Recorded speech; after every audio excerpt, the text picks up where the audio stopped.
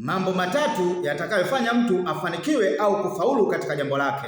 Yafuatayo ni mambo matatu ambayo mtu akiyafanya hayo basi itamfanya afanikiwe au kufaulu katika jambo lake. Ukweli ni kwamba watu wana mipango na malengo mengi kutimiza shughuli zao za kila siku, lakini pasipokuwa mambo haya matatu, basi upo uwezekano mkubwa kabisa wa jambo lako kuto kufanikiwa au kuto kufaulu kufikia kwa lengo katika jambo lako. Kwa hiyo mambo matatu yatakayofanya sasa wewe kufanikiwa au kufikiwa kwa lengo lako ni kama ifuatavyo. Lakini kumbuka ya kwamba usiache kusubscribe ili upate kujifunza zaidi. Jambo la kwanza ambalo litakalokusaidia kufaulu au kufanikiwa katika shughuli zako ni hali ya bidii. Bidii ni ile hali ya wewe kufanya zaidi ya kawaida, hata kama kuna mazingira ambayo itapelekea yamkini wewe kuto kufanya kwa jambo au shughuli fulani, lakini bidii ni ile hali ya kukufanya wewe sasa kufanya nje ya hicho kizuizi. Ni ile hali ya kufanya zaidi ya kawaida, hata kama iko sababu ambayo ingepelekea kuzuia kitu kisifanyike, lakini bidii ni kwamba inakubana na hiyo sababu na kujikuta kwamba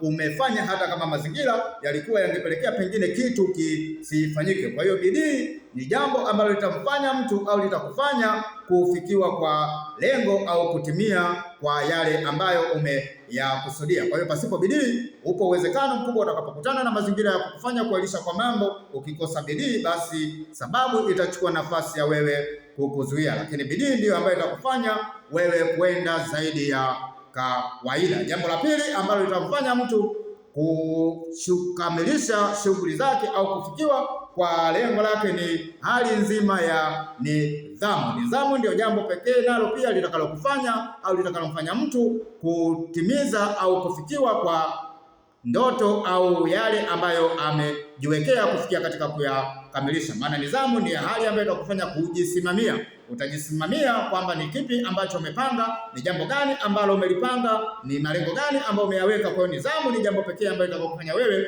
kutembea katika hayo na kutokwenda kinyume. Kwa hiyo nidhamu ni ile mambo ya kwamba wewe kukubaliana katika lile ambalo kusudia. Hutakuwa mtu wa kuhairisha mambo endapo utakuwa na nidhamu katika mambo yako. Kwa hiyo jambo la tatu ni ile hali ya uvumilivu. Uvumilivu pia ni moja ya jambo ambalo litakufanya mtu apate kutimia au kufikia kwa malengo yake, kwa sababu uvumilivu ni hali ambayo itakufanya wewe sasa wakati utakapokutana na changamoto kuendelea. Usipokuwa na uvumilivu, wakati utakapokutana na changamoto utakutwa na hali ya kukata tamaa, lakini uvumilivu pekee ndio ambao utakupa nguvu na ujasiri wa kuendelea, kwa sababu utakuwa uko tayari kusubiri na utakuwa na hali ya kwamba kuendelea kung'ang'ania huku ukitazama kile ambacho umekusudia. Kwa hiyo kukosa uvumilivu kutakufanya usiendelee pindi tu endapo utakutana